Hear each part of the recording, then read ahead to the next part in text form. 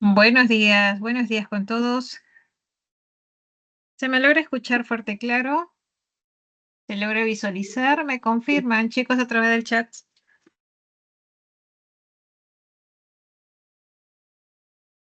Muy bien, muchas gracias, chicos. Muchas gracias. Así que vamos a dar inicio entonces a esta clase del día de hoy.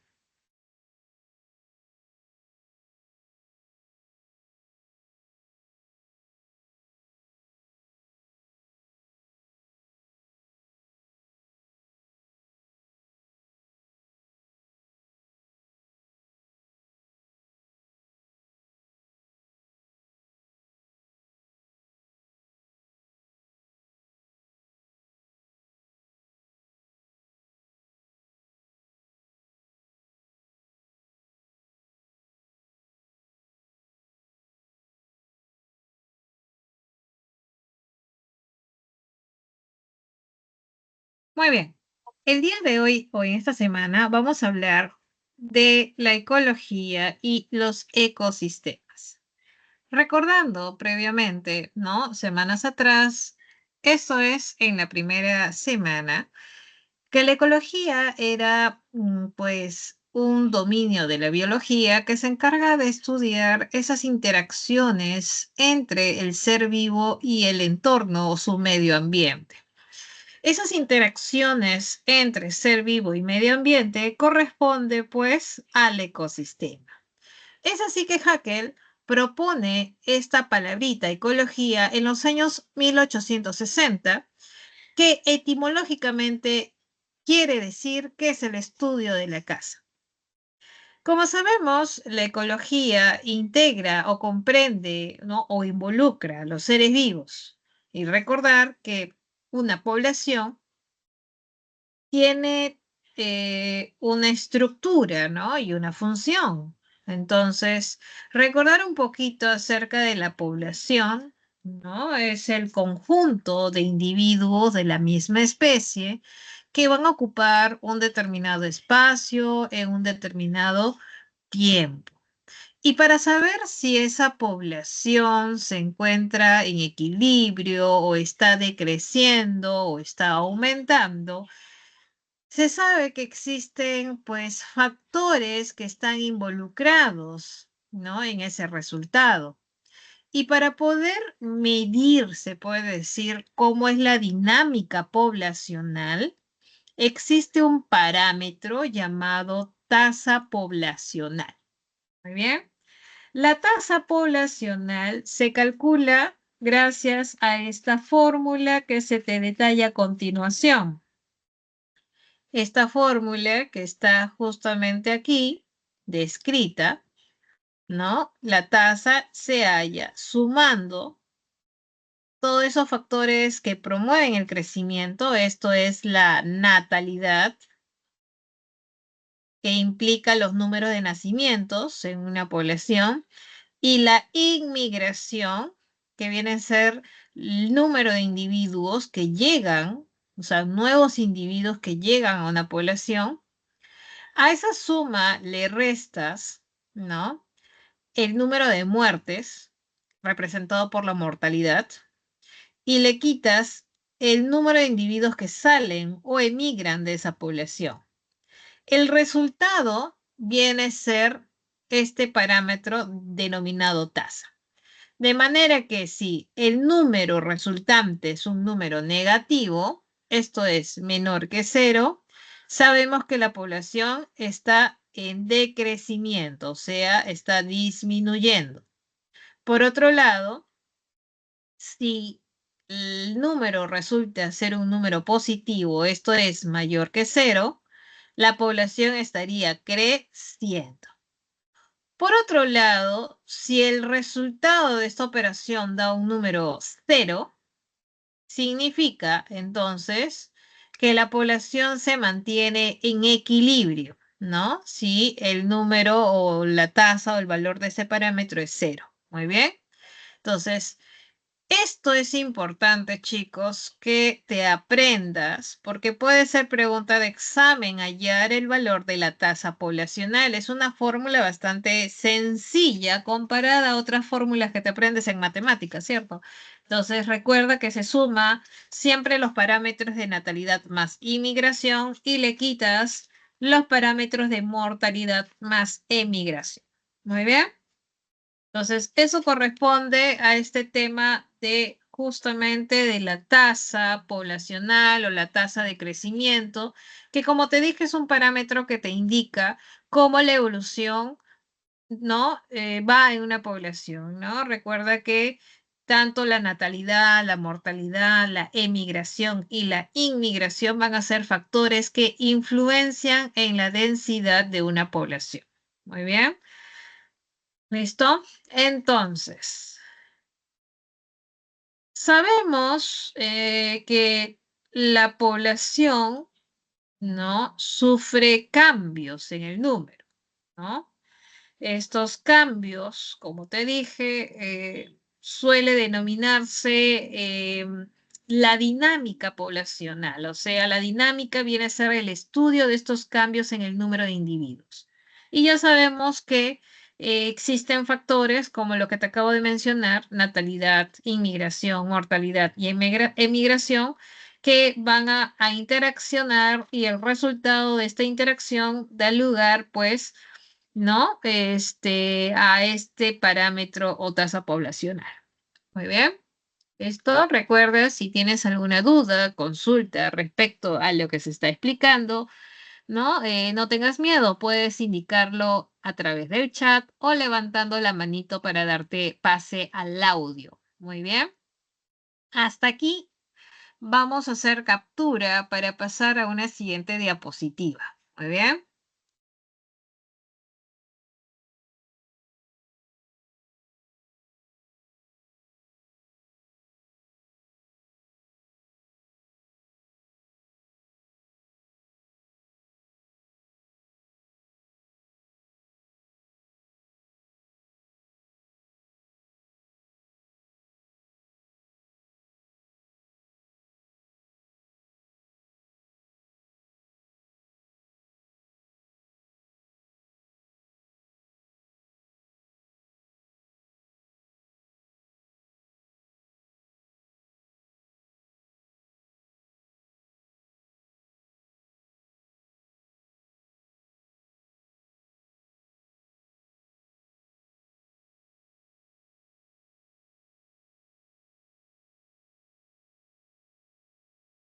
Muy bien, entonces, sabemos que la ecología es un dominio de la biología que estudia al ecosistema, recordando que el ecosistema es el resultado de la interacción entre el ser vivo y su medio ambiente, ¿no? Estamos viendo ahí justamente, ¿no?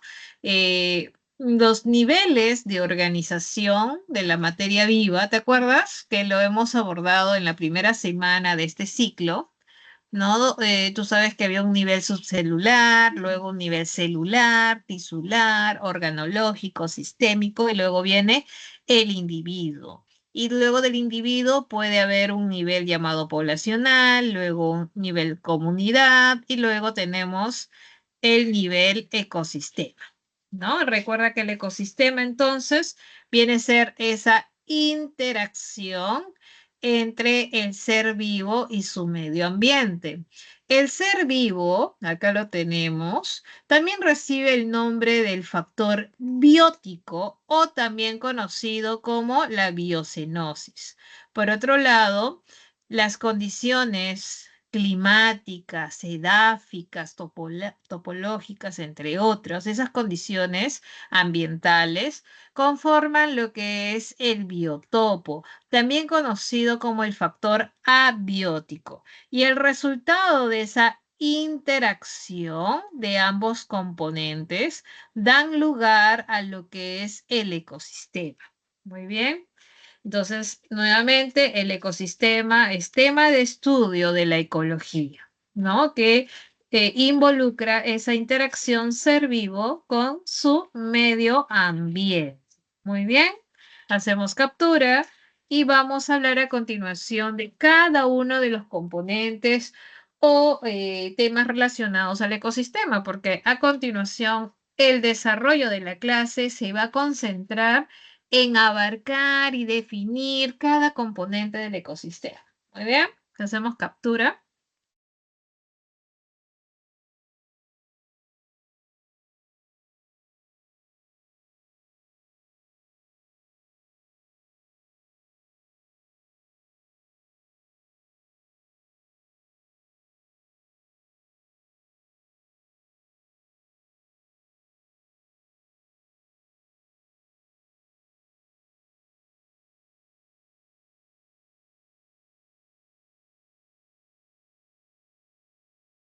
Muy bien, entonces, vamos a ver a continuación varios puntos para poder abordar el tema de ecosistema. Vamos a hablar de, por ejemplo, primero vamos a ver qué factores están interaccionando. Recuerdas previamente te había mencionado, es el ser vivo con su entorno, ¿no? Entonces, o también conocido como el factor biótico y el factor abiótico, o también decimos la biocenosis con el biotopo. Muy bien. Entonces, pero por ejemplo, cuando nos referimos al componente no vivo, el factor abiótico, ¿a qué hacemos referencia? Eso es lo que vamos a ver a continuación. Vamos a hablar un poquito más de estos factores que están interaccionando. Luego te voy a presentar, ¿ah? Ahorita retorno, ahorita retorno. Luego vamos a hablar, muy bien, del flujo de la materia en el ecosistema a través de la cadena trófica. Luego vamos a hablar este, de, del flujo de la energía en el ecosistema a través de las leyes de la termodinámica. Luego vamos a hablar también de los ciclos biogénicos o los ciclos biogeoquímicos, ¿no? Luego de las relaciones que se establecen entre los individuos de un ecosistema, pueden ser relaciones de una misma especie o relaciones de diferentes especies. Y finalmente vamos a definir lo que es el hábitat y lo que es el nicho ecológico. Son varios puntos que vamos a abordar el día de hoy para poder comprender mejor lo que es el ecosistema. Muy bien. Entonces, de eso vamos a conversar a continuación. Entonces, comenzamos, chicos. Vamos a hablar, ¿no? Para comenzar, de estos factores que estarían interaccionando. Estos factores que interaccionan, como te dije, son los factores bióticos y abióticos. Y vamos a hablar, para comenzar, de estos factores abióticos, que vienen a ser un conjunto de condiciones, tanto físico-químicas, climáticas, topográficas, edáficas, que van a regir en el ecosistema. ¿Tú crees que estos factores influyen en el ecosistema? Claro que sí. ¿De qué manera? Influyen en la distribución, influyen en la abundancia, en la característica que puede tener un ser vivo, ¿no? En sus diferentes hábitats, ¿no? Y claro, los cambios pueden afectar a las especies, incluso los cambios de estos factores abióticos pueden llevar a la desaparición de alguna especie. Muy bien. Vamos a ver a continuación algunos ejemplos de factores abióticos, como lo tenemos por aquí. Muy bien. Acá tenemos algunos ejemplos de factores abióticos. Recuerda que son los factores que incluyen condiciones físico-químicas, climáticas, entre otros. Y vamos a comenzar, por ejemplo, con la luz. La luz o radiación solar es importante. Claro que sí, ¿verdad? Es importante porque es una fuente de energía que sostiene la vida en el planeta Tierra. Tú sabes que la radiación solar, la luz, proviene del Sol en forma de energía lumínica, que luego se transforma en una energía química. Muy bien. O también una energía que puede ser utilizada por las plantas a través del proceso de fotosíntesis. Muy bien. Luego, el calor o la temperatura, muy bien, es un factor importante porque determina el desarrollo y la distribución de las plantas y animales. Muy bien. La temperatura ambiental, tú sabes que es resultado de la transformación de la energía solar que se expresa en forma de calor. En términos generales, tú sabes que debe haber un intervalo de temperatura que sea pues ideal para la subsistencia o la existencia, mejor dicho, de vida.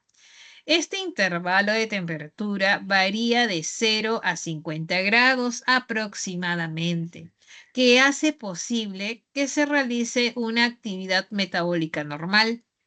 Pero sabemos, chicos, de acuerdo a lo aprendido en estas clases, ¿no? Sobre todo al inicio, ¿te acuerdas que te mencioné que existían por ahí bacterias que podían vivir a elevadas temperaturas? Entonces, siempre por ahí hay excepciones a la regla, ¿no? Como es el caso de estas bacterias, ¿te acuerdas? Termoacidófilas que pueden vivir en las aguas termales a más de 90 grados, ¿no? O de repente alguna cianofita que puede vivir a una temperatura de 80-85 grados. Muy bien. Entonces, esto es con respecto a la temperatura. Ah, y otra cosa adicional. Te acordarás que en la semana 14, cuando hablamos de los animales, hablamos de animalitos cuya temperatura dependía de la temperatura ambiental. A ver, chicos, ¿cómo se llamaban esos animalitos? Cuya temperatura corporal dependía de la temperatura ambiental. A ver, indícamelo por el chat, ¿ah? ¿No? A ver si te acuerdas cómo se llamaban esos animales cuya temperatura corporal. Claro, pero también hay otro nombre que utilizamos bastante por aquí en el curso de biología. ¿Cómo se llamaban? ¿Te acuerdas? ¿Eran homotermos o eran poiquilotermos? A ver qué se acuerdan. No, es de la semana 14 y se abordó, chicos, ¿ah? Así que atentos, ¿ah? Atentos porque puede ser pregunta de examen. Son los poiquilotermos, ¿verdad? Los poiquilotermos son aquellos que su temperatura depende de la temperatura del medio ambiente. ¿Quiénes pueden ser poiquilotermos? Los peces, los anfibios, los reptiles. En cambio, los homotermos, aquellos que tienen una temperatura corporal que no depende de la temperatura del medio ambiente, ahí estamos nosotros, los mamíferos, y también las aves. No, no sé si has visto de repente o has experimentado que de repente en invierno tocas a un ave, un pollito, y está calientito, ¿no? A pesar de que la temperatura ambiental está muy fría, ellos todavía mantienen su temperatura, ¿verdad? Constante, así como nosotros también los mamíferos. Las aves y mamíferos somos homotermos, ¿no? Y recuerda que estos aves y mamíferos, cuando la temperatura sube o baja aproximadamente 10 grados, ellos reajustan su sistema por medio de mecanismos reguladores internos, que hace pues de que la temperatura se mantenga constante. Por ejemplo, en época de verano, nosotros, ¿no? Los mamíferos, ¿cómo podemos defendernos del calor en verano? ¿Qué solemos hacer? ¿No? Solemos pues sudar, ¿no? El sudor es un mecanismo que te permite regular la temperatura. Por otro lado, si hace mucho frío, ¿qué hacen las aves y mamíferos para poder contrarrestar esa temperatura baja? ¿Qué haces? Claro, por ahí me dice, profesora, me pongo más chompas. No, estoy hablando del tema, pues, biológico. ¿Cómo lo afrontamos el invierno? Desarrollando más tejido adiposo, ¿no? O abundante pelo, ¿no? En algunos casos.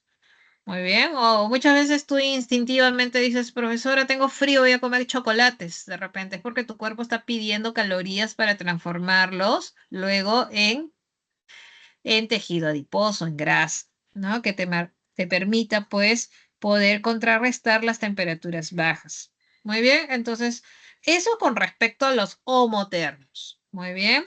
Con respecto a los poiquilotermos, como es el caso, ya te había dicho, de los peces, de los anfibios, de los reptiles, ellos dependen su temperatura de la temperatura ambiental para poder regular su metabolismo.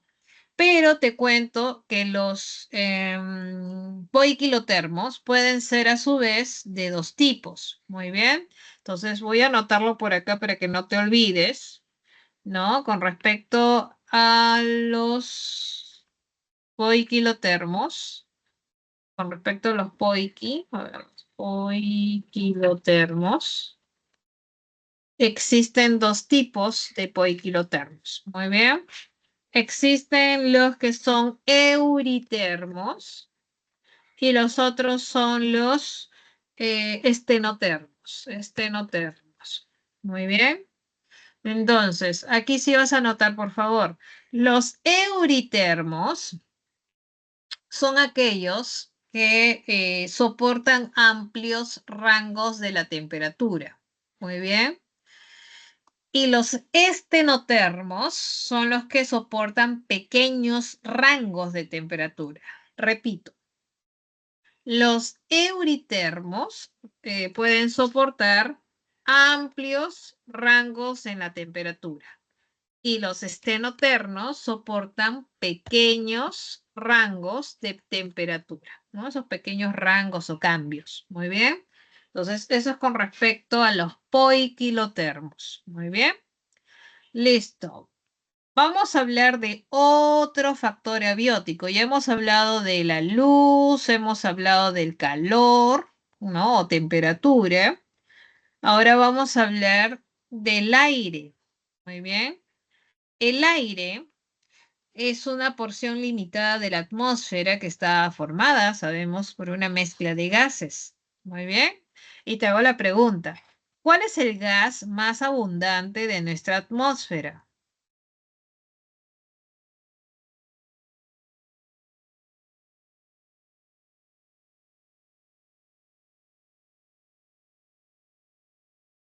Muy bien. El gas más abundante es el nitrógeno, que se encuentra en un aproximado del 78%. Luego le sigue el oxígeno, que se encuentra justamente en un 21%. Luego tenemos el dióxido de carbono, que está en un aproximado de 0,03% y luego le siguen los otros gases. Pero muy bien, el gas más abundante en nuestra atmósfera es el nitrógeno. Perfecto, y le sigue el oxígeno. Pero también sabrás que el aire ejerce sobre nosotros una presión denominada la presión atmosférica. Muy bien, muy bien. Entonces, valor que a medida que se asciende va disminuyendo. Muy bien.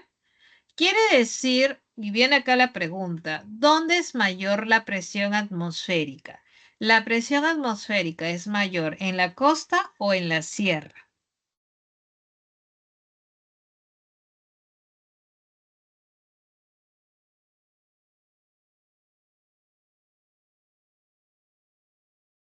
Repito. El valor de la presión atmosférica, ¿dónde es mayor? ¿En la costa o en la sierra?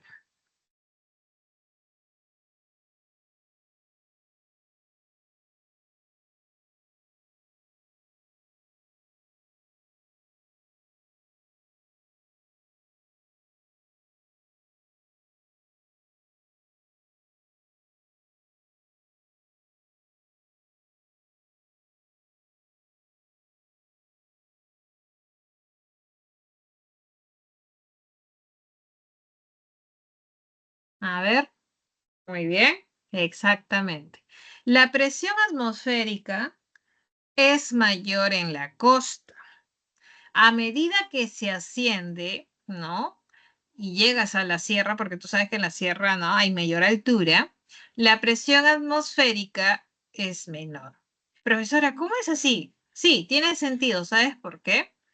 Porque en la costa, debido a esa mayor presión atmosférica, ¿no? La concentración de oxígeno ¿no? O mejor dicho, ¿no? En la costa, como hay mayor presión, el oxígeno está más comprimido. Muy bien. En cambio, cuando se va ascendiendo a la altura, la concentración o la presión es menor y hace que el oxígeno esté más disperso. Y debido a eso, el hombre sufre el mal de altura, que es una afección frecuente cuando se viaja a la sierra. ¿Por qué? Porque no hay mucha disponibilidad del oxígeno, ya que se encuentra disperso. Esto por la baja presión atmosférica. Muy bien, listo. A ver, vámonos ahora con otro que puede ser acá el suelo, ¿no? La capa externa, ¿no? De la litosfera viene a ser el suelo. El suelo es una capa bastante delgada que puede proporcionar soporte, nutrientes y espacio a todos los seres vivos terrestres. Como soporte permite el desarrollo de las raíces de las plantas, sirve de apoyo a los animales que se desplazan. Muy bien. También en el suelo se pueden formar galerías para ciertos animales de repente. Y también viene a ser fuente de nutrientes porque brinda agua, sales minerales que necesitan los seres vivos. Además, también es depositario de sus desechos y como espacio proporciona pues también un lugar para vivir. Muy bien, eso es con respecto al suelo. Muy bien. Y sabemos que el agua es un elemento importante para la vida, ¿no? Eso lo hemos visto ya en clases anteriores. Sabemos que es un principio inmediato inorgánico e importante. Es una molécula compuesta por un oxígeno y dos átomos de hidrógeno, ¿no? Y sabemos que en la superficie de la corteza terrestre cubre aproximadamente el 71%, ¿no? Tú sabes que principalmente el agua se concentra mayor parte en los océanos, ¿no? Y también podemos encontrar agua en los glaciares, en los casquetes polares, entre otros. Muy bien. Eso vamos a hablar más adelante también con respecto al agua. ¿Listo?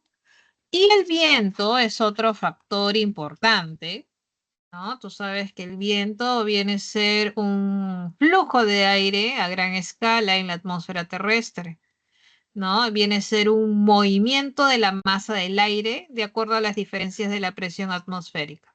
Muy bien.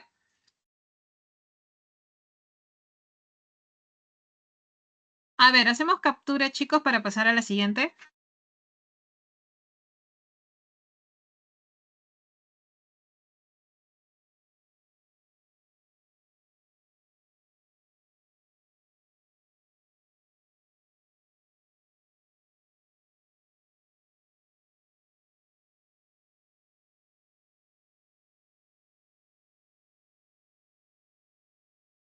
Muy bien. Listo, chicos. Pasamos a una siguiente diapositiva. Claro, previo mencionarte de que con respecto a los factores bióticos, o sea, los seres vivos, vamos a encontrar a todos los que conocemos como seres vivos, plantas, animales, microorganismos, entre los que podemos mencionar virus, no, los virus no son seres vivos, pero son unas entidades importantes, ya que interaccionan con los otros seres vivos, ¿verdad? Y podemos encontrar también entre los seres vivos que son bastante pequeñitos, las bacterias, los hongos, ¿no? Entre otros. Muy bien, pasamos a la siguiente entonces. Y vamos a hablar a continuación de cómo se da ese flujo de la materia en el ecosistema. Muy bien. Esto, tú sabes que en el ecosistema se va a establecer un flujo de materia que va desde las plantas verdes, también conocidas como productores, y que luego pasa por los animales, que son los consumidores, y los desintegradores. Por ejemplo, por mencionarte uno, tenemos al productor el ichu en la puna, que va a alimentar a los consumidores herbívoros. muy bien, que pueden ser de repente la vicuña, mariposas, ratones, y estos a su vez a los carnívoros, que puede ser de repente el puma, la lagartija, y que a su vez alimentan a los carroñeros, que puede ser el cóndor. Y también papel vital tenemos a los desintegradores, los descomponedores, que sí o sí van a formar parte de este ecosistema, de este flujo de la materia, porque tienen un papel importante, que es la de desintegrar a los restos de animales muertos. Ellos se encargan de reciclar los nutrientes. Muy bien.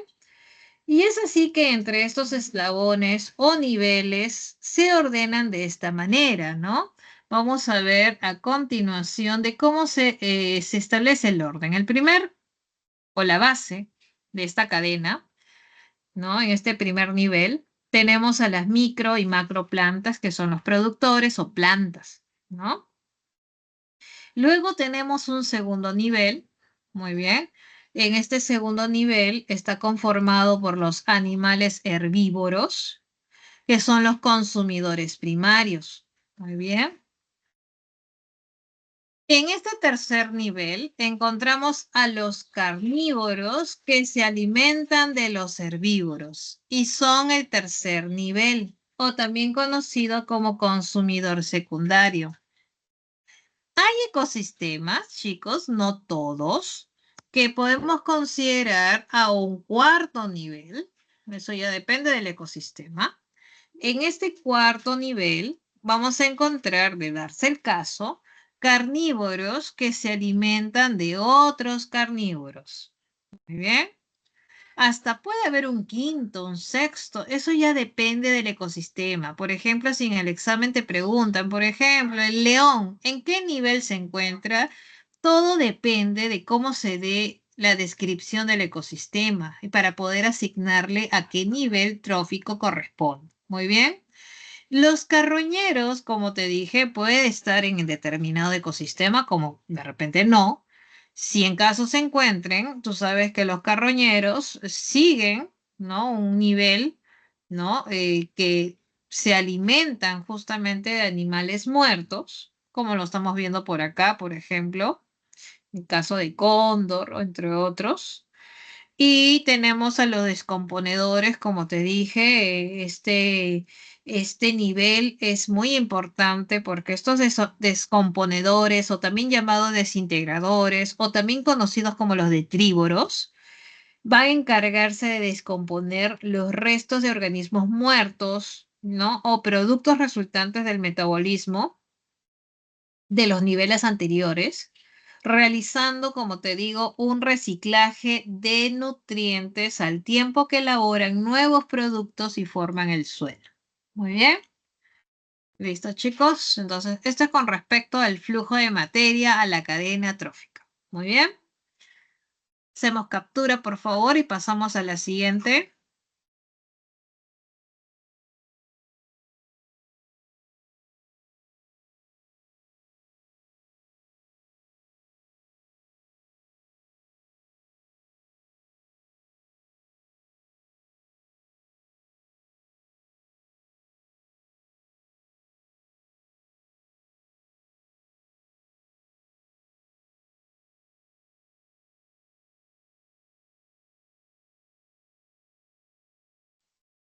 Muy bien.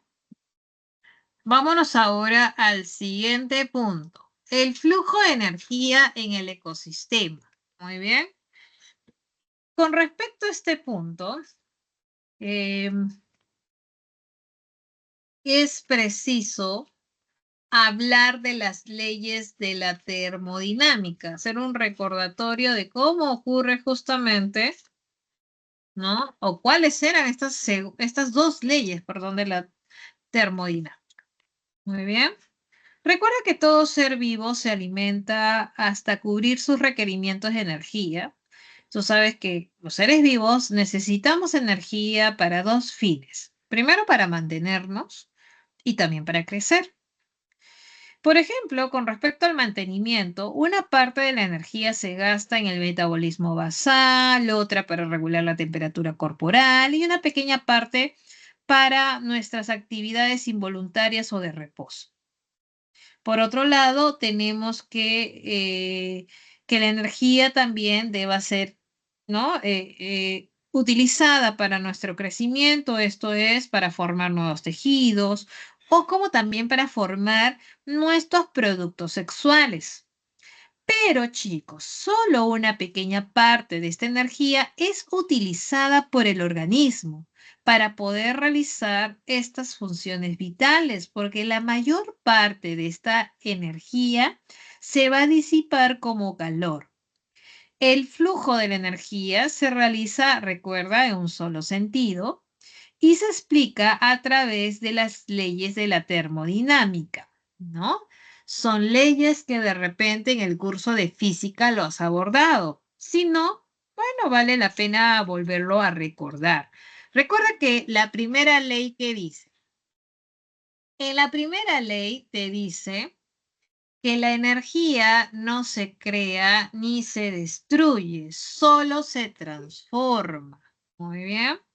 Por ejemplo, tenemos la energía del sol, que se transforma luego en energía química y luego en energía tal vez mecánica o luego en energía eléctrica y de ahí en otra forma de energía. O sea, la energía no se crea de la nada ni se destruye, solamente se transforma en una forma de energía a otra. Muy bien, eso te dice la primera ley. Pero luego, ¿qué te dice la segunda?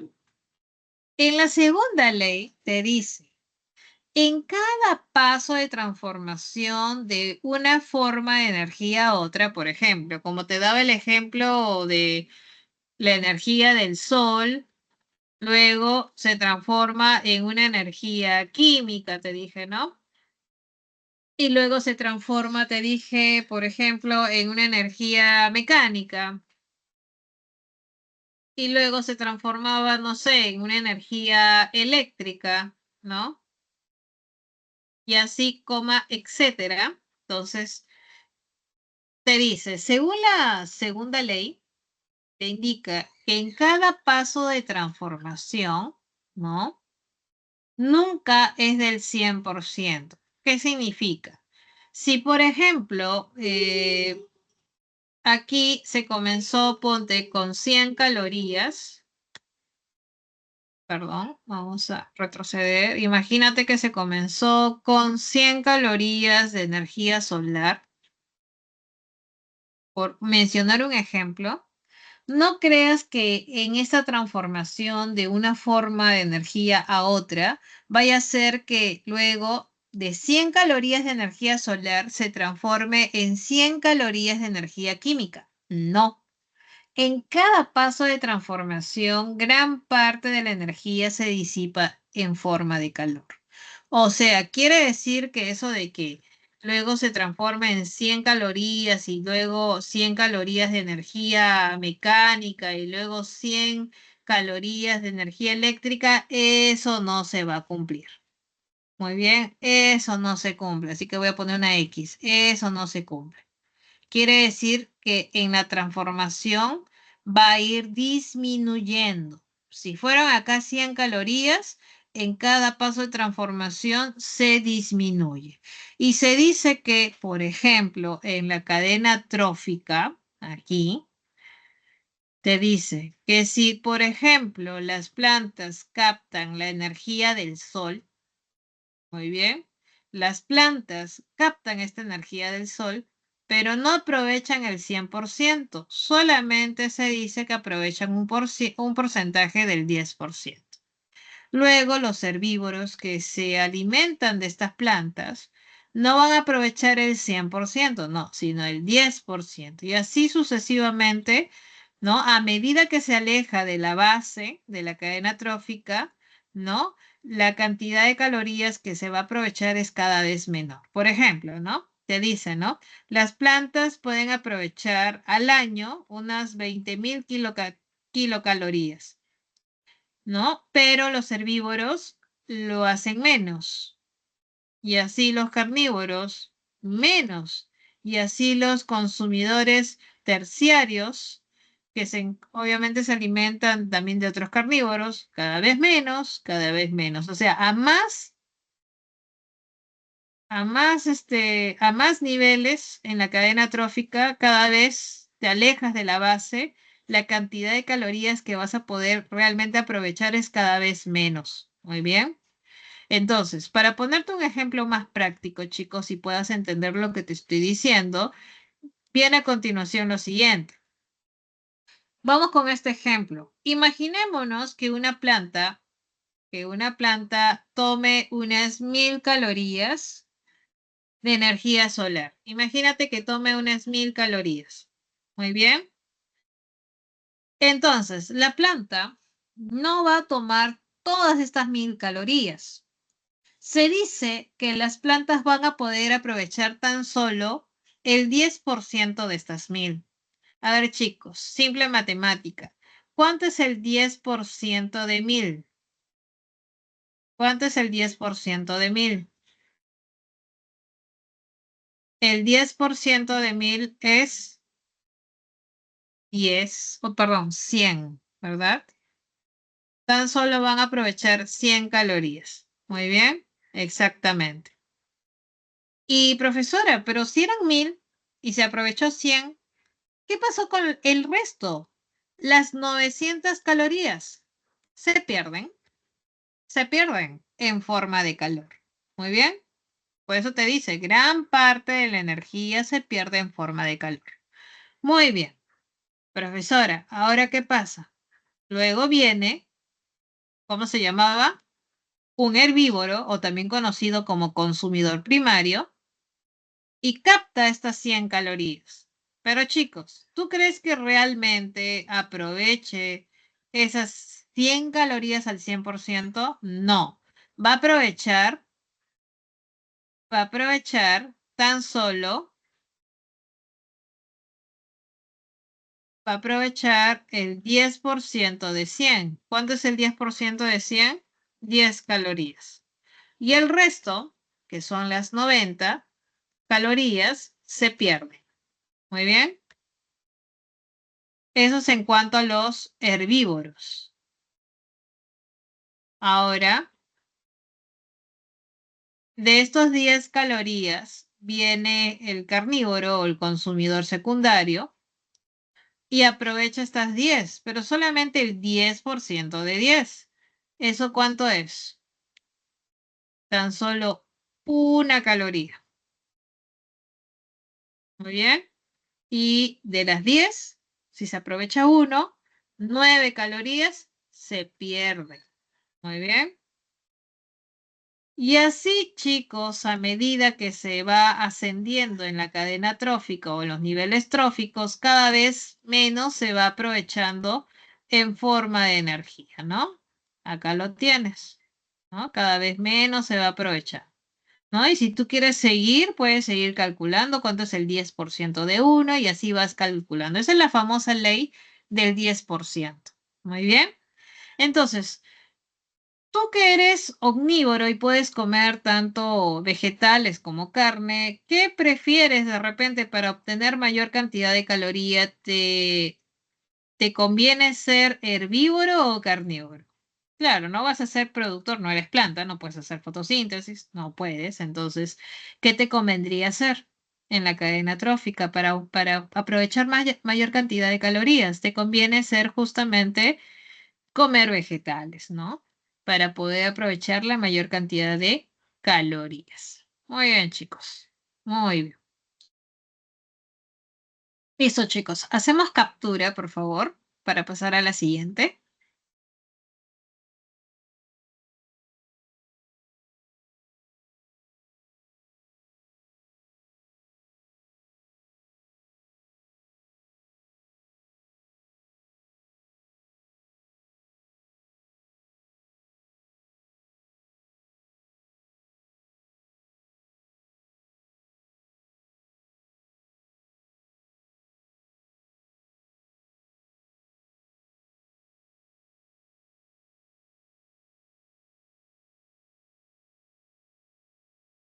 Muy bien.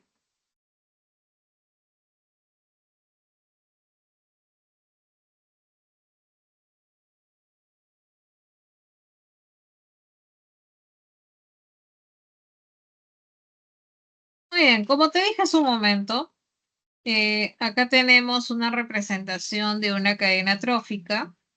Muy bien. Donde en esta cadena, ¿no? Tú sabes que en el ecosistema se va a establecer este flujo de materia que va desde las plantas, ¿no? Hasta los animales consumidores y los desintegradores, ¿no? Estamos viendo, por ejemplo, acá una plantita, también conocida como productora. Esta plantita va a ser alimento de los herbívoros, que son considerados los consumidores primarios. Luego, después de este segundo nivel, sigue un tercer nivel, donde se encuentran los carnívoros, que son los consumidores secundarios. Y luego de este tercer nivel hay un cuarto nivel, en este caso, donde se encuentran los consumidores terciarios, carnívoros que se alimentan de otros carnívoros. Eventualmente podemos considerar otro nivel, ¿no? Dependiendo ya, como te digo, del ecosistema, todo depende del ecosistema. En este caso podemos encontrar un, a ver, un, dos, tres, cuatro, un quinto nivel donde están los consumidores cuaternarios, pero es preciso que a todo esto se sume el nivel conformado por los desintegradores o descomponedores encargados de reciclar los nutrientes. Pero como te das cuenta, en este caso la cadena trófica se da en un solo flujo. ¿Qué pasaría si de repente encontramos un sobrelapamiento de varias cadenas tróficas, donde estamos viendo, ¿no? Que varias cadenas se sobreponen, muy bien. Entonces, esto se conoce como una red trófica, lo que estamos viendo por aquí. En la red trófica, ya, en esta red, está constituida por varias cadenas alimenticias, esto es, un conjunto de interacciones alimenticias entre diversos seres vivos integrantes de un ecosistema. En este caso, la red trófica va a representar la transferencia de energía y de nutrientes a través de los diferentes niveles tróficos. Muy bien, por ejemplo, en este caso, ¿no? Esta es una red trófica en un ecosistema donde de repente por aquí, no sé, por ejemplo, estas hojas que estamos viendo por aquí, va a ser alimento no solamente para los caracoles y babosas. También esta hojita puede ser alimento para de repente algunas avispas, o de repente estas hojas también pueden ser alimento para algunos chinches o para para la oruga, ¿no? Y a su vez, por ejemplo, esta oruga no solamente es alimento de estas aves, también puede ser alimento para ciertos insectos o, por ejemplo, para ciertos mamíferos insectívoros, ¿no? Entonces, ese es un tipo de interacción, como te digo, alimenticia entre diversos seres vivos integrantes de un ecosistema. Eso se llama red trófica. Muy bien, chicos. Hacemos captura, pasamos a la siguiente. Recuerda, si hay alguna duda, consulta, por favor, levanta la mano o házmelo llegar a través del chat. Muy bien, pasamos entonces a la siguiente.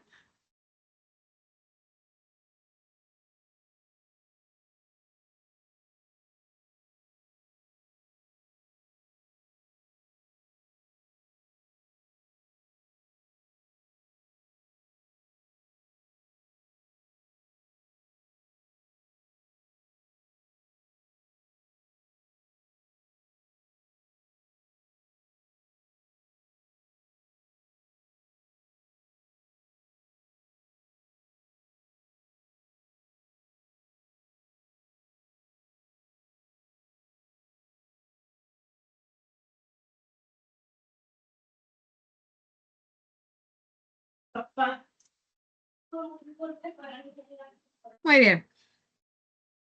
Ahora vamos a hablar de los ciclos biogeoquímicos, ¿no? Sabemos que un aspecto importante en la transferencia materia en los ecosistemas reside en la existencia de circuitos. Circuitos a través de los cuales se pueden reciclar diferentes elementos. Sabemos que nosotros, los seres vivos, podemos precisar de un aproximado de 40 elementos para poder realizar la síntesis de nuestro protoplasma, ¿no? Por ejemplo, sabemos que entre los elementos más importantes tenemos el carbono, el nitrógeno, el hidrógeno, el oxígeno, fósforo, azufre, entre otros, ¿no? Y obviamente hay otros elementos que, claro, en menor cantidad van a ser importantes, como es el calcio, el hierro, entre otros, que van a estar pasando alternativamente de la materia viva a la materia inorgánica, recorriendo circuitos más o menos complejos que reciben el nombre de ciclo. Ciclo biogeoquímico o también conocido como ciclo biogénico.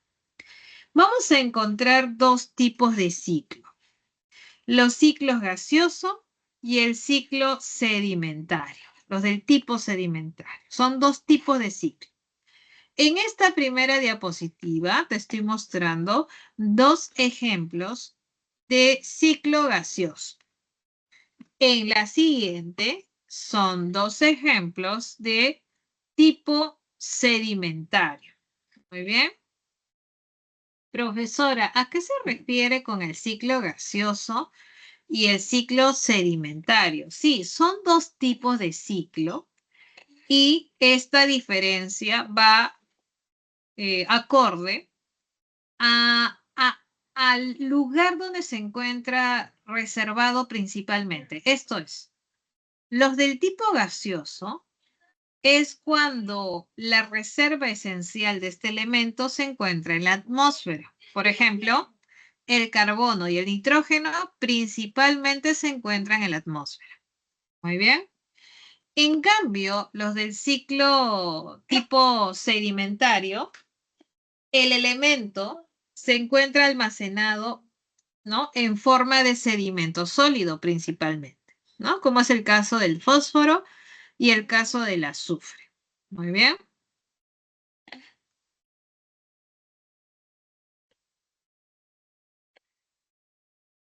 Vamos a hablar de cada uno de ellos, ¿no? Comenzamos con el ciclo de carbón.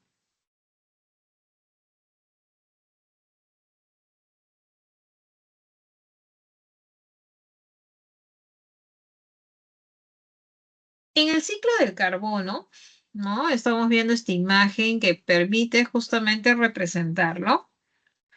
Acá tenemos que los animalitos, ¿no? Sabemos heterótrofos, ¿no?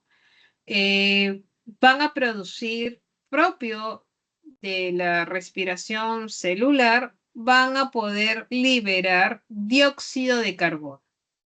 Pero no solamente los animales, las plantas también van a liberar dióxido de carbono a la atmósfera, ¿no? Que es propio de la respiración celular de animales y plantas. Muy bien, pero tú sabes, ya a estas alturas que estamos en la semana 17, mira, ya estamos a un paso de acabar el ciclo, sabes que el dióxido de carbono que va a ser liberado a la atmósfera, ¿no? Es importante para alguien. ¿Quién se encarga de fijar el dióxido de carbono que va a ser utilizado en un proceso importante para la vida? Esto es fijado por las plantas, ¿verdad? Durante la fase oscura de la fotosíntesis. Gracias a ello, con la fijación de este CO2, es que las plantas van a poder realizar la fotosíntesis y poder, sobre todo, formar carbono orgánico. Esto es, moléculas orgánicas, como es el caso de la glucosa, que es una fuente de carbono orgánico. Muy bien. Y esta glucosa luego es alimento de animales, luego los animales por respiración celular liberan CO2 y así se da todo el ciclo del carbono. Recuerda que también quienes emiten dióxido de carbono van a ser los vehículos y las fábricas, ¿no? Que también van a dar su aporte para que pueda haber, ¿no? Este compuesto en la atmósfera, ¿no? Es un compuesto que lleva el carbón. Muy bien. Listo. Esto es con respecto al ciclo del carbono. Con respecto al nitrógeno, recuerda que el nitrógeno, este ciclo es del tipo gaseoso. ¿Por qué? Porque principalmente el nitrógeno se encuentra en la atmósfera. Muy bien. En forma de nitrógeno molecular, un nitrógeno atmosférico. Y te hago la pregunta, ¿tú crees que las plantas, al igual que el CO2, que era fijado por las plantas, ¿tú crees que el nitrógeno es absorbido por las plantas? No, las plantas no tienen la capacidad de fijar nitrógeno. No, no pueden fijar. Muy bien. Entonces, quién se encarga? ¿Quién se encarga de fijar este nitrógeno? Quien se encarga de fijar este nitrógeno van a ser unas bacterias, ¿no? Unas bacterias fijadores que se encuentran en el suelo. Muy bien. Estas bacterias fijadoras principalmente la encontramos en ciertas plantitas como son las leguminosas. Ahí abundan estas bacterias. Muy bien. Y luego estas bacterias, al fijarlas y luego por un proceso de amonificación, se produce el amonio o amoníaco y luego de un proceso de nitrificación se producen los nitritos, ¿ok? Acá es nitritos, ¿no? Y luego los nitratos. Muy bien. Esto es por bacterias nitrificantes. Muy bien. Luego hay unas bacterias que se encargan de asimilarlos, asimiladoras. Muy bien. Perdón, hay un proceso de asimilación por parte de las plantas, perdón. Quien se encarga de realizar el proceso de asimilación son las plantas. Y es así que las plantas pueden absorber el nitrato, ¿no? No nitrógeno, sino en la forma de nitrato, la planta por fin puede absorberlo. Muy bien. Ahora, si hay un exceso de nitratos en el suelo, se puede dar un proceso de desnitrificación por el cual las bacterias desnitrificantes se encargan de convertir el nitrato en nitrógeno atmosférico. Muy bien. Entonces, eso con respecto al ciclo del nitrógeno, ¿no? Recuerda que tanto el carbono como el nitrógeno son del tipo gaseoso, ¿no? Es un tipo gaseoso. Muy bien, ¿listo? Hacemos captura, por favor, chicos, y pasamos al siguiente tipo, el tipo de ciclo sedimentario. Muy bien.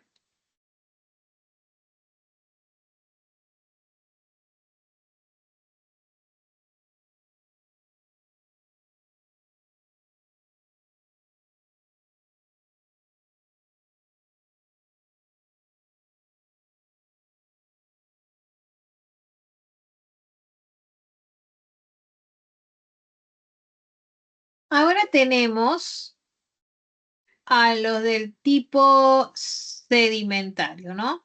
Este es el tipo de ciclo sedimentario. Muy bien. En este tipo de ciclo sedimentario tenemos al ciclo del fósforo y al ciclo del azufre, ¿no? Son dos elementos que principalmente se encuentran en forma de sedimento. Muy bien. Comenzamos con el caso del fósforo. El fósforo es por lo general un nutriente limitante de organismos que viven en ambientes acuáticos. Muy bien. Quiere decir que gran parte del fósforo que llega a los océanos deja de estar al alcance de los terrestres durante largos periodos. Y una vez que se encuentra en el mar, hay dos mecanismos por lo cual puede llegar al ambiente terrestre. Primero, un mecanismo es durante la explotación de la roca fosfatada, ¿no? Esto es explotar yacimientos de fósforo por acción del hombre, ¿no? Esa es una forma. Otra forma, otra forma, otra forma es cuando a través de las aves marinas, a través del guano de las islas, que es rico en fósforo, este guano muchas veces se lleva al ambiente terrestre para ser utilizado como fertilizante de los campos de cultivo, fertilizante de plantas. De esa manera es que puede llegar este fósforo, ¿no? Al ambiente terrestre. ¿Recuerda por qué el guano de las islas tiene harta concentración de fósforo? Porque recuerda que las aves, estas aves se alimentan de los pececitos. Y los pececitos, ¿no? Tienen abundante fósforo. Muy bien. Con respecto al ciclo del azufre, muy bien, con respecto al ciclo del azufre, tenemos a continuación, ¿no? Este esquema, ¿no? Recuerda que el azufre es un nutriente secundario requerido tanto por plantas como animales. Muy bien. Y recuerda que el azufre circula a través de la biosfera, ¿no? De la siguiente manera. Una parte se comprende el paso desde el suelo o bien desde el agua, ¿no? Si hablamos, por ejemplo, de un sistema acuático, a las plantas, a los animales, y regresa nuevamente al suelo o al agua. Algunos de los compuestos sulfúricos presentes en la Tierra, como estamos viendo, son llevados al mar por los ríos. Este azufre luego es devuelto a la Tierra por un mecanismo que consiste en convertirlo en compuestos gaseosos, tales como es el ácido sulfídrico que lo tenemos por acá, ¿no? O el dióxido de azufre, ¿no? Estos van a penetrar en la atmósfera y vuelven a la tierra firme. Generalmente van a ser lavados por las lluvias, aunque parte del dióxido de azufre puede ser directamente absorbido por las plantas desde la atmósfera, ¿no? Aquí también entra a tallar un papel crucial en el reciclaje, las bacterias. Cuando está presente en el aire, la descomposición de los compuestos del azufre, ¿no? Va a producir este sulfato, ¿no? Este sulfato, ¿no? Bajo condiciones anaeróbicas, el ácido sulfúrico, ¿no? Y el sulfuro de dimitilo van a ser los productos principales. Y cuando estos últimos gases llegan a la atmósfera, van a ser oxidados y se convierten en dióxido de azufre. La oxidación posterior del dióxido de azufre y la disolución en el agua de lluvia va a producir un ácido sulfhídrico, que lo tenemos por acá, ¿no? Y va a producir también sulfatos, formas principalmente, ¿no? Bajo las cuales va a regresar el azufre a los ecosistemas terrestres, ¿no? ¿Listo? Entonces, de esta manera es que se puede dar este ciclo del azufre. Muy bien. Hacemos una captura, por favor, chicos, para pasar a la siguiente.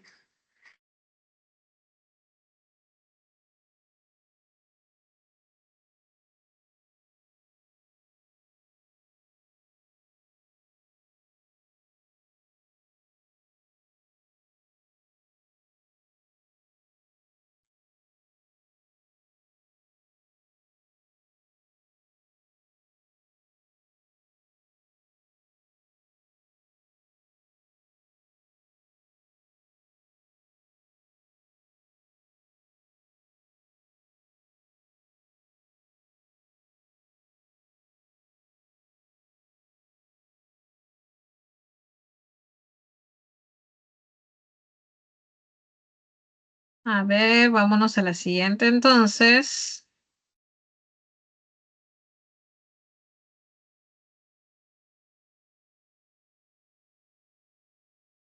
Estamos ahora con las relaciones que ocurren en un ecosistema.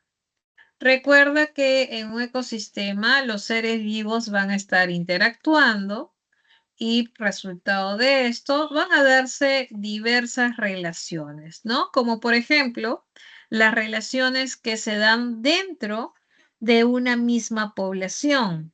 Esto es con los individuos de la misma especie. Las relaciones llamadas intraespecíficas. Es así que tenemos una relación llamada territorialidad, que es la tendencia de ciertos organismos a ocupar y defender cierto territorio, ¿no? Por ejemplo, los felinos cuando marcan su territorio. No solamente los felinos o los gatos, también los perritos, por ejemplo, y también otros seres vivos conocidos tienen esa tendencia de defender su territorio y marcarlo, ¿no? Luego tenemos el predominio social, ¿no? Es cuando aparecen jerarquías sociales con individuos dominantes e individuos dominados, ¿no? Un buen ejemplo lo tenemos en la manada de lobos. Hay lobos que son más dominantes, ¿no? Llamándose, por ejemplo, los machos alfa, van a dominar sobre otros. Las sociedades, ¿no? En algunas especies vamos a notar una diferenciación morfológica, ¿no? Que va acorde a la función que realiza en esa sociedad. Por ejemplo, te hago la pregunta, ¿la abeja reina tiene la misma forma que una abeja obrera? ¿Son igualititas o hay diferencias morfológicas? Sí, hay diferencias, ¿verdad? La oveja reina, por ejemplo, es más grande comparada a a la abeja obrera. Entonces, esta diferenciación morfológica va acorde a la función que realiza cada una de ellas en la colmena, por ejemplo, ¿no? Eso es en cuanto a las abejas, pero también se puede aplicar a las hormigas, que lo has notado, la hormiga reina, por ejemplo, también es más grande respecto a las otras. Igual también se aplica a las termitas. Muy bien. La compensación es otra relación intraespecífica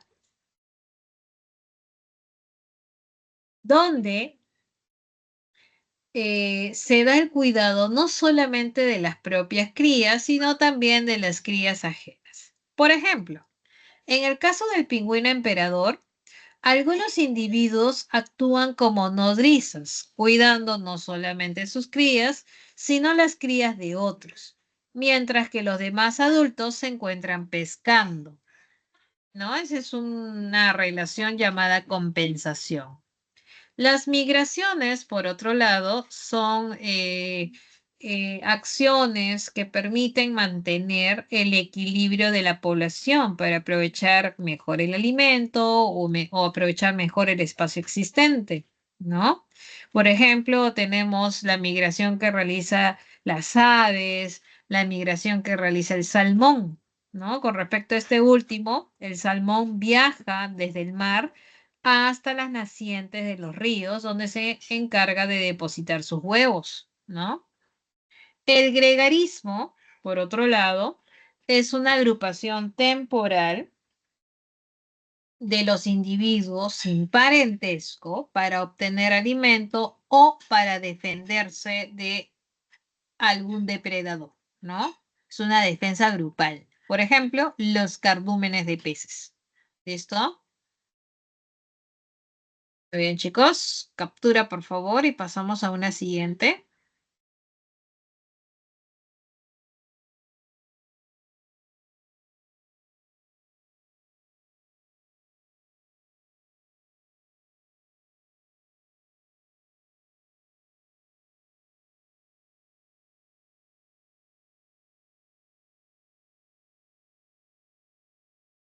Las relaciones interespecíficas van a ser relaciones que se establecen entre individuos de diferentes especies. Muy bien.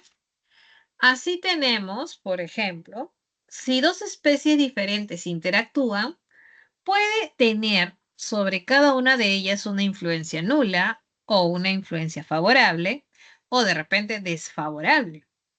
Y vamos a ver a continuación los diferentes tipos de combinaciones de estas interacciones que pueden ocurrir entre individuos de diferentes especies. Muy bien, comenzamos con el neutralismo.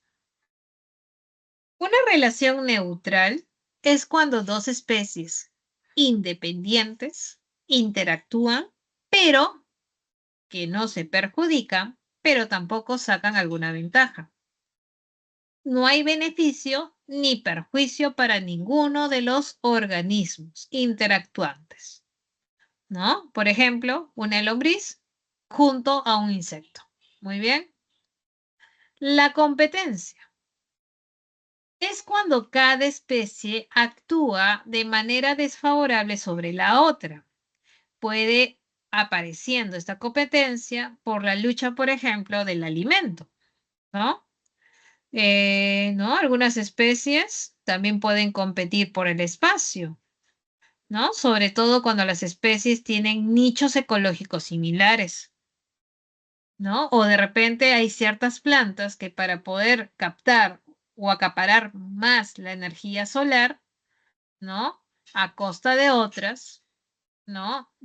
Logran su cometido, como es una plantita, ¿no? Llamada que realiza el llamado abrazo de la muerte, ¿no? Esta plantita es como una enredadera, ¿no? Esta técnica, ¿no? Eh, no es técnica, es como, a ver, estoy buscando la imagen para que te des una idea.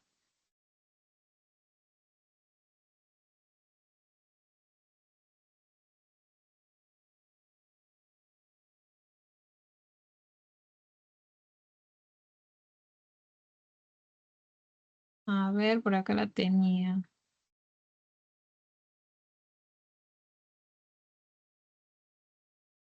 Ahorita te lo voy a enviar para que te des una idea. A través del chat te voy a mandar la imagen. Muy bien.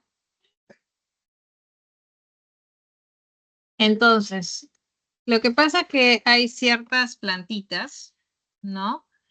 Que justamente para aprovechar, ¿no? Mejor la radiación, pues tipo enredadera, pues abarca toda una plantita, un árbol, que impide que ésta pueda recibir radiación solar, ¿no? Y obviamente esto puede ser perjudicial para la otra. Muy bien. Luego tenemos el mutualismo. El mutualismo es una relación donde ambas especies se benefician. Muy bien. Esto es, esta asociación es precisa, necesaria para que puedan sobrevivir cada una de ellas, o sea, crecer y reproducirse.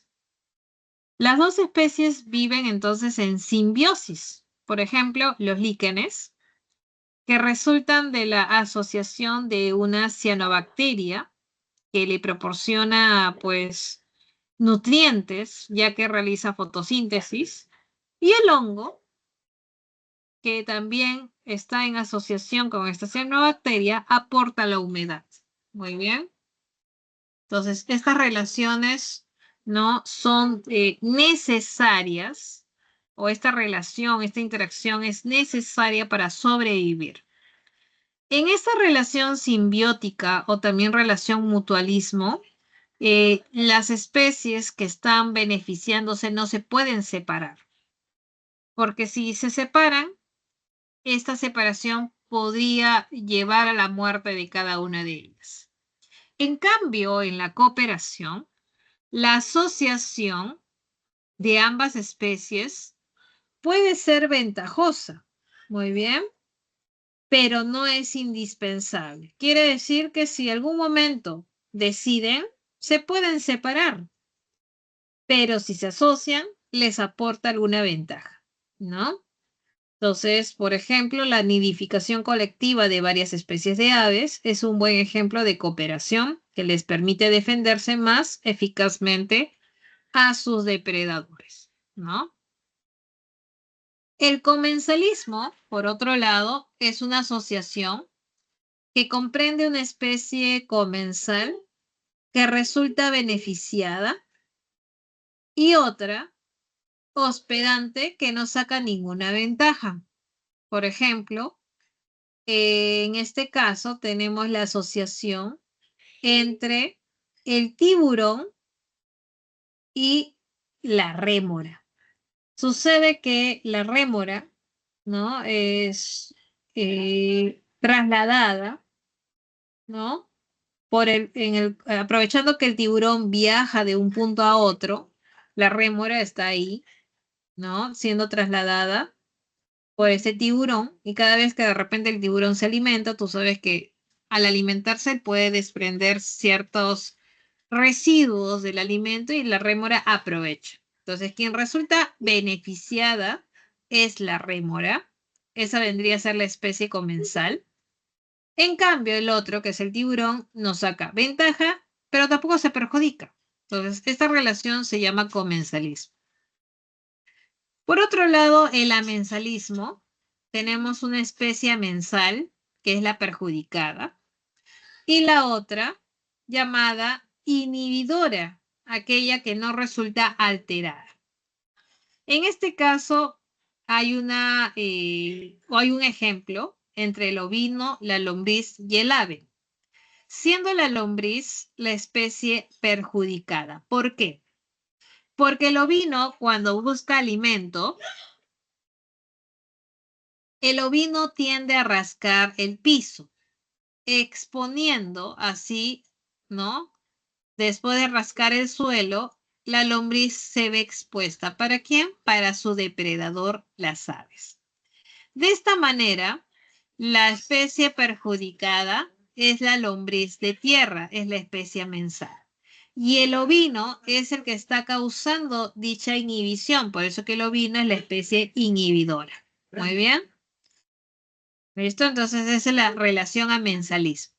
Nos vamos ahora con el parasitismo, que es una relación que ya hemos conversado anteriormente la semana pasada, donde tenemos que el parásito se beneficia y el hospedero se perjudica, ¿no? Por ejemplo, la larva de mosca que parasita orugas, o por ejemplo, ciertas bacterias y parásitos, ¿no? Que van a parasitar de repente al ser humano, son buenos ejemplos. Muy bien. Y finalmente la depredación o predación, tenemos pues una especie de depredadora que ataca a la presa para alimentarse a toda costa, ¿no? Tiburón y peces, por ejemplo, ¿no? Etcétera. Muy bien, chicos.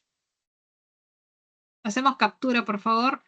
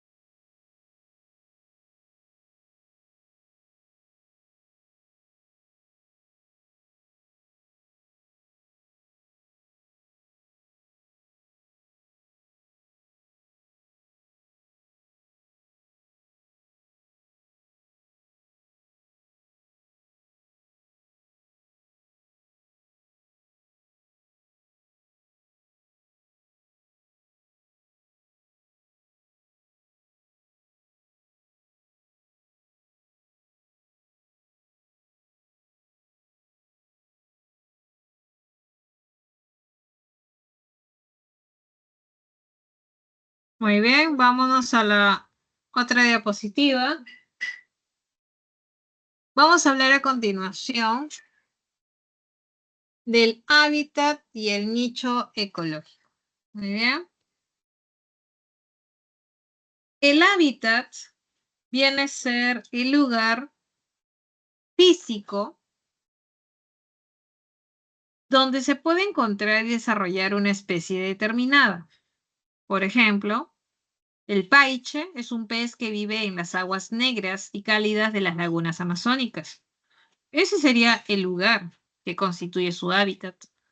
Por ejemplo, la jirafa o las cebras viven en la sabana africana. Eso es el hábitat, es el lugar. En cambio, sabemos que las especies que viven en un determinado hábitat tienen un régimen alimenticio. ¿Qué podemos decir que viene a ser la ocupación o la función natural de la especie dentro de ese ecosistema? Es decir, tienen una especie de profesión por la cual se gana la vida. Y la combinación entre esta función natural y el hábitat se designa como nicho ecológico. Es así que el nicho ecológico es el papel que desempeña una especie en el ecosistema. Por ejemplo, las jirafas que viven en la sabana africana se alimentan de las ramas altas. Las cebras, que también viven en la sabana, se alimentan de las plantas al ras del suelo. Entonces, eso es un nicho ecológico. Recuerda que el nicho ecológico es la combinación de tres cosas: el hábitat, la especie y el papel que cumple esa especie en determinado ecosistema. Muy bien, entonces eso comprende la definición de nicho ecológico que debes considerar, ¿no? Si te preguntan en el examen. Muy bien, entonces repito, por ejemplo, para este caso, este cangrejito, ¿no? Él vive, ¿no? O se encuentra, ¿no? Por ejemplo, en las playas, y este cangrejo tiene una estrategia de supervivencia utilizada por él, conocido como nicho. Recuerda que se come pececito, coloca huevos, vive en las playas, sale por la noche, pero le es alimentado por ciertas aves. Entonces, toda esa situación o estrategia de supervivencia es conocida como un nicho ecológico. Muy bien. Listo, chicos. Entonces, esa es la función natural que desempeña este individuo en determinado hábitat. Muy bien, hacemos la captura, por favor.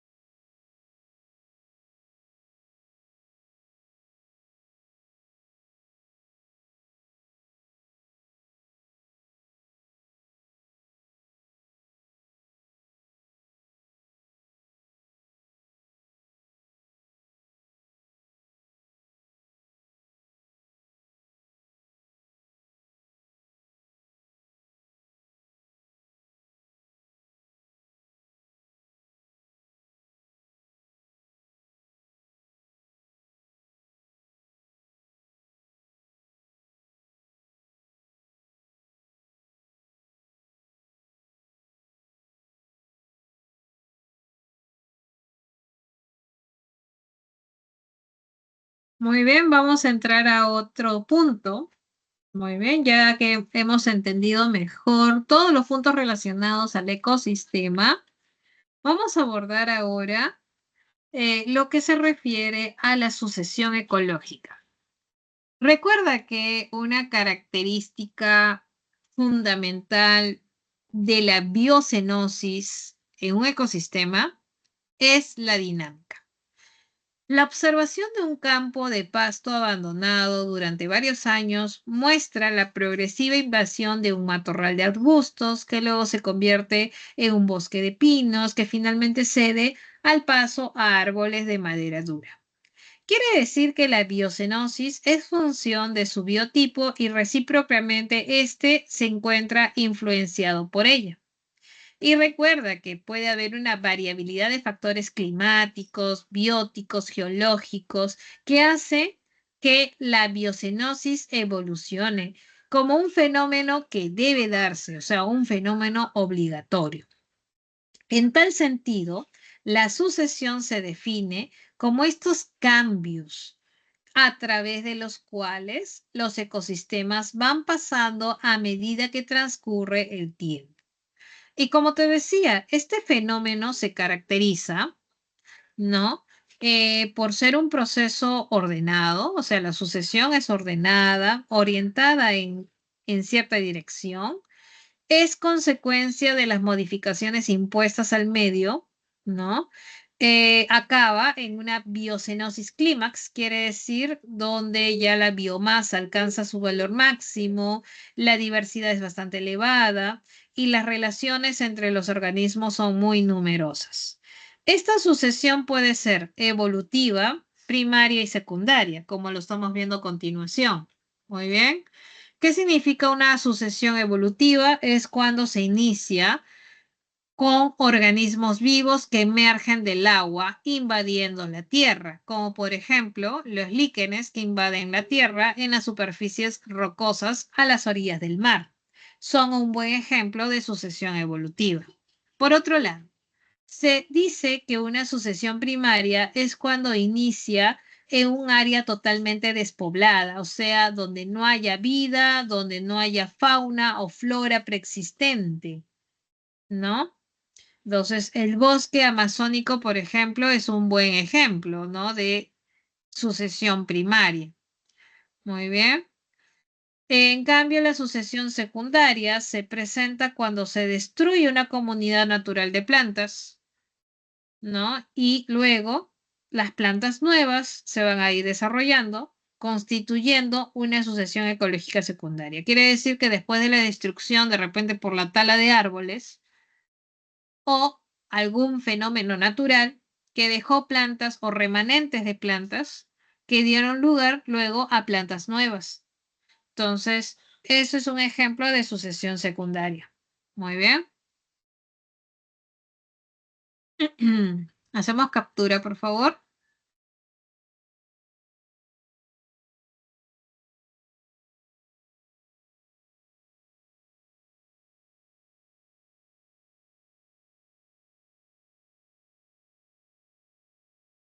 Y recuerda que el equilibrio ecológico viene a ser un estado del ecosistema, ¿no? Donde haya adquirido cierta madurez, es decir, haya evolucionado hacia una mayor complejidad y estabilidad.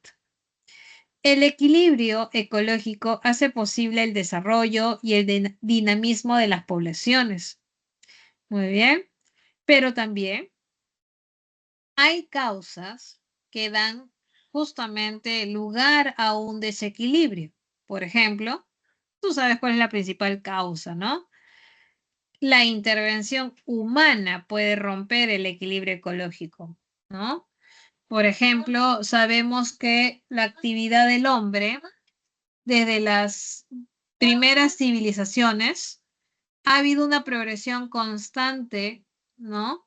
De esta civilización, pero que poco a poco ha ido rompiendo el equilibrio ecológico. Y claro, en las últimas décadas ha alcanzado un enorme potencial destructivo sobre nuestro medio ambiente, ¿no? Por ejemplo, cómo nosotros estamos rompiendo este equilibrio cuando destruimos grandes campos de cultivo para poder destinarlo a las urbanizaciones, o la tala, caza, pesca indiscriminada, o cuando se utiliza de manera indiscriminada los pesticidas para eliminar animales y plantas consideradas como perjudiciales, ¿no? Entonces, de esa manera estamos causando un desequilibrio, ¿no? En nuestro ecosistema. Muy bien.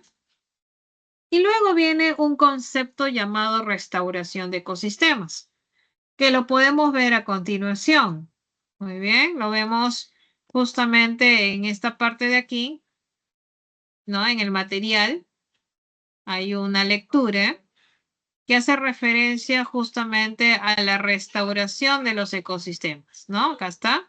Recuerda que la restauración viene a ser un esfuerzo práctico por recuperar, muy bien, de forma asistida, las dinámicas naturales tendientes a restablecer alguna trayectoria posible de los ecosistemas.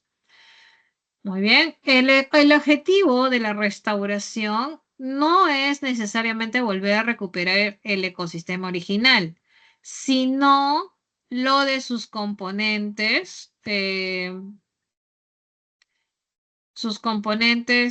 básicos de la estructura y función, ¿no? de especies de acuerdo con las condiciones actuales en el que se encuentra el ecosistema que se va a restaurar. Muy bien, entonces lo que te quiere decir es que no se busca necesariamente volver a recuperar el antiguo ecosistema.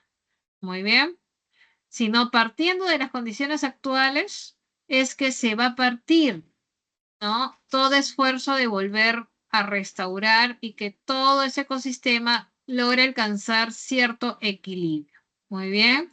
Entonces, este proceso es bastante complejo y consiste en asistir a la recuperación del ecosistema que haya sido degradado, dañado o destruido, ¿no? Entonces, la práctica de la restauración consiste en inducir una mínima perturbación o una secuencia de perturbaciones en este espacio degradado con la finalidad de desencadenar un proceso espontáneo de reconfiguración del sistema en la dirección deseada. Muy bien, entonces ese es el trabajo, ¿no? En cuanto a la restauración de un ecosistema, ¿no? Es una actividad intencionada que activa o acelera la dinámica de un ecosistema con respecto a su salud, con respecto a su integridad y sostenibilidad. Muy bien. Y si te preguntan, ¿y qué es la resiliencia? Se entiende por resiliencia a la capacidad de los ecosistemas de absorber perturbaciones sin alterar significativamente sus características de funcionalidad y estructura, pudiendo regresar a su estado original una vez que la perturbación haya terminado. Muy bien. Entonces, eso es con respecto a la restauración de ecosistemas. Otro punto es la higiene ambiental, que viene a ser una actividad científica, muy bien, una actividad científica encargada en el estudio, la prevención, el control y la mejora de las condiciones medioambientales. Muy bien.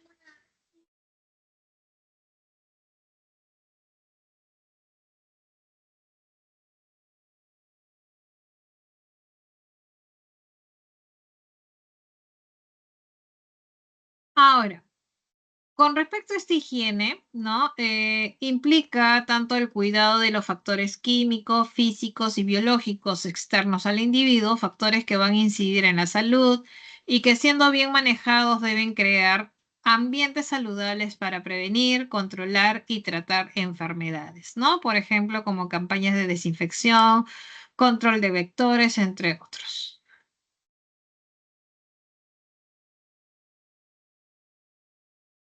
Y la calidad de vida de los seres humanos depende en gran medida de la actitud que se tome frente a esta higiene ambiental.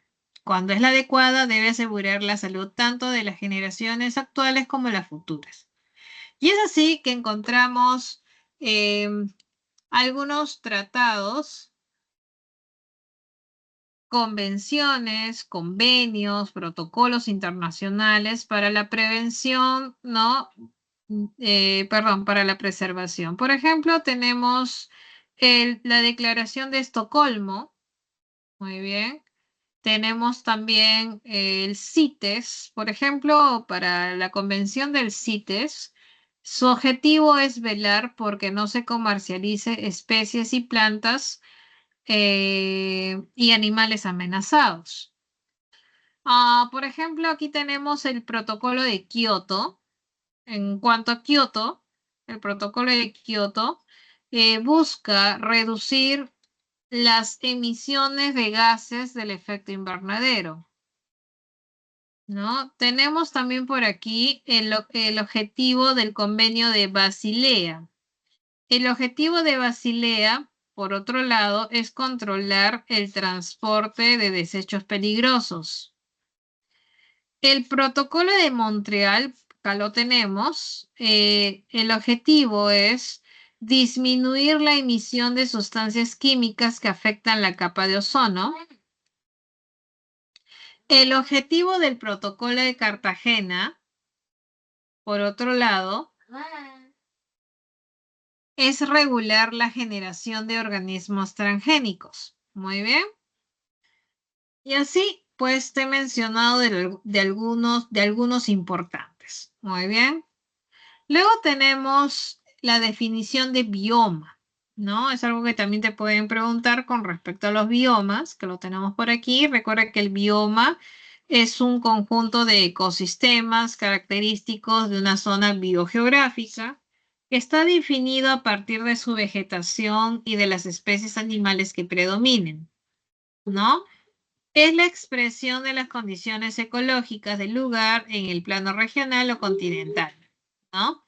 Los biomas, recuerda, no tienen una frontera claramente definida. Por el contrario, un bioma puede mezclarse en forma gradual con otro. A las áreas entre biomas se le llama ecotonos. Por ejemplo, las orillas de las playas son regiones ecotónicas porque están entre un bioma oceánico y uno terrestre. Muy bien, eso hay que tener en cuenta.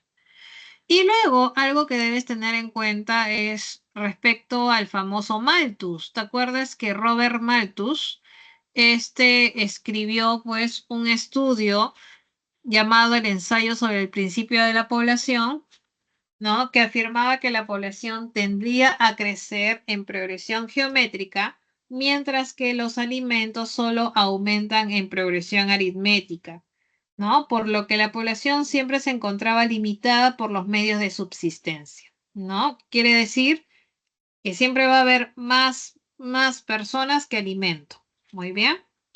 Entonces, esto es con respecto a lo que escribió e indicó Robert Malthus. Muy bien. ¿Listo? Recuerda que esto lo tienes en tu material, chicos. Lo tienes en el material que la PRE te ha proporcionado para esta semana 17. Muy bien, chicos. Entonces me imagino que ya estamos preparados a continuación para realizar los ejercicios de clase. Muy bien. Entonces vamos a ir con la primera pregunta. Si es que ya estás preparado, vamos a comenzar con la primera pregunta. Muy bien.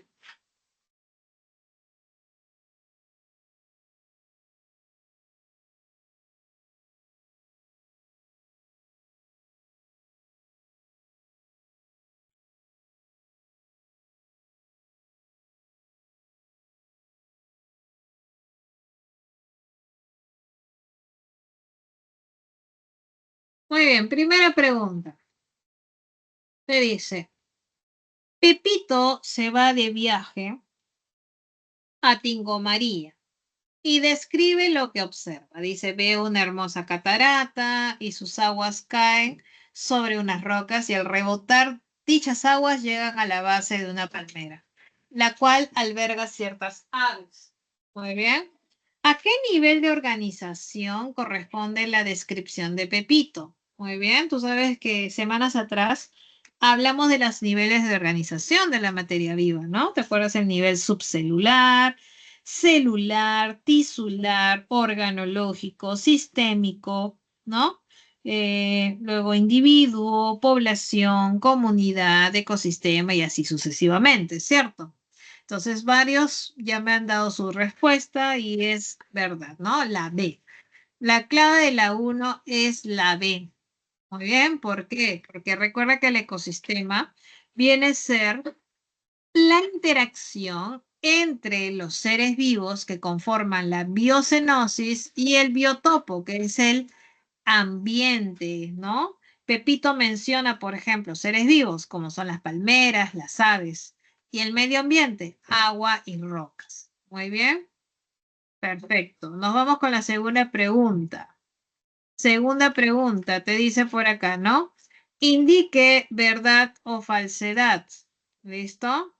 Entonces te dice, ¿la población es el conjunto de individuos de diferentes especies? No, tiene que ser de la misma especie. Por lo tanto, este primero es falso. Muy bien, el primero es falso. Voy a cambiarlo, a ver un ratito. Falso. Siguiente. La interacción de la biocenosis y el biotopo se llama ecosistema. Eso es verdad, verdadero. Muy bien. Siguiente. La ecosfera está constituida solo por los biotopos de la Tierra? No, ¿verdad? La ecosfera incluye a todos los ecosistemas. Esto es biotopos y las biocenosis de la Tierra. Entonces, este de aquí es falso, ¿no? Muy bien. Siguiente, te dice, a los factores abióticos del ecosistema se les denomina biotopo. Exactamente, eso es verdadero. Muy bien, eso es verdadero. Siguiente. Verdadero. Siguiente. ¿El ecosistema tiene por campo de estudio a la ecología o es al revés? ¿El ecosistema tiene por campo de estudio a la ecología o es la ecología tiene por campo de estudio al ecosistema? Entonces, esto es falso. Muy bien, entonces según indicaron por ahí, la clave muy bien está en la A. Entonces, es la clave. 2A. Muy bien.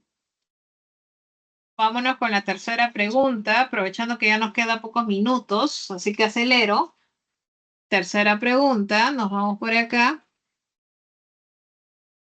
Te dice, ¿no?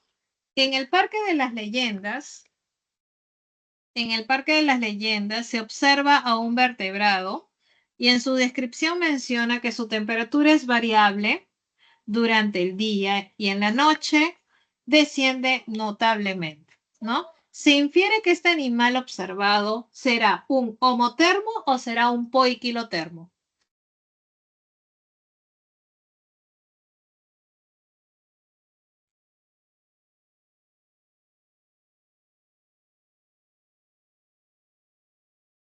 Muy bien, entonces definitivamente se trata de un poiqui, ¿no? Porque si es un poiquilotermo, significa que su temperatura está acorde, o mejor dicho, no depende de la, depende, perdón, de la temperatura del medio ambiente. Entonces es un poiquilotermo. Y en este caso, a ver cuál es poiquilotermo. Te dice, este es perdón, este de acá, y donde hay más es por acá también, ¿no? Pero esta D no puede ser la clave porque un ave no es poiquilotermo. Entonces la opción sería la B. Muy bien. Listo, chicos. A ver, te voy dictando las claves, ¿ya?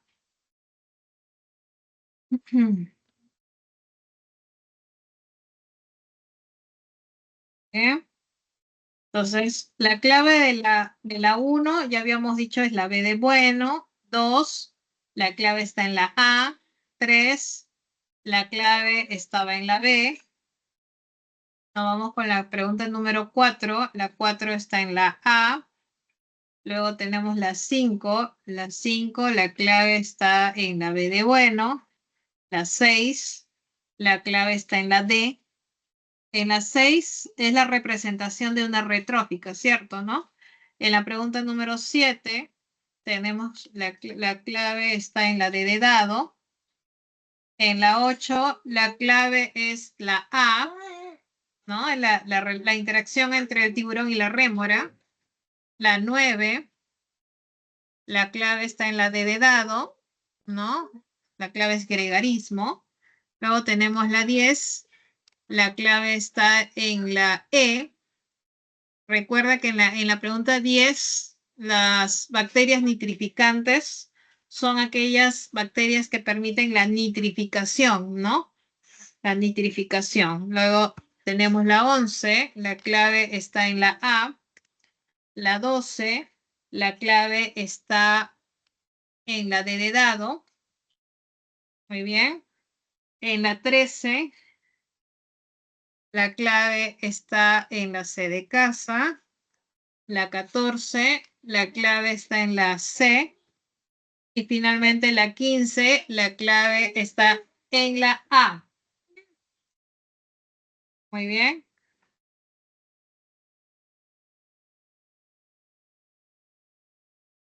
Muy bien. Y con respecto a esta pregunta número 15, ya para terminar, chicos, porque nos faltan unos minutos nada más, precisarte lo siguiente. A ver, voy a copiarte estas alternativas en el chat. Muy bien.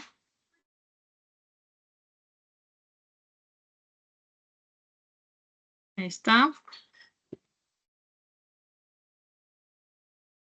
Entonces, para precisarte con respecto a la pregunta número 15, estamos por acá, creo. Esta es la 15.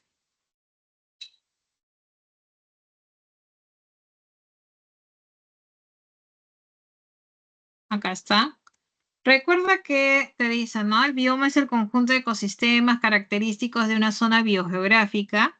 Los biomas pueden ser terrestres o acuáticos. Un ejemplo del segundo, o sea, el bioma acuático, te dice acá un ejemplo es el nerítico. Ya, te comento, con respecto a los biomas acuáticos, pueden ser de dos tipos. Muy bien, pueden ser los biomas dulceacuícolas, ¿no? Y los biomas marinos. Con respecto al dulce acuícola, pueden ser lóticos de los ríos o lénticos de los lagos. Y con respecto a los marinos, pueden ser del litoral o pueden ser oceánicos. Si es litoral, se entiende que son de los bordes, también llamados neríticos. Y los oceánicos son también conocidos como pelágicos. Entonces, aquí la pregunta hace referencia al bioma acuático marino litoral, o sea, el nerítico. El nerítico, como te dije, eso es conocido por ser del litoral o del borde, ¿no? Y presente en esa zona, tú sabes, cuando tú has ido a la playa, hay escasa profundidad, hay abundancia de nutrientes, te comento, y presenta mayor luminosidad en las aguas. Entonces, son características de un bioma nerítico. Por eso que la clave de la 15 estaba en la A. Muy bien. Listo, chicos. Entonces, ¿tenemos alguna consulta adicional? ¿Todo está claro? Muy bien. Muy bien, chicos.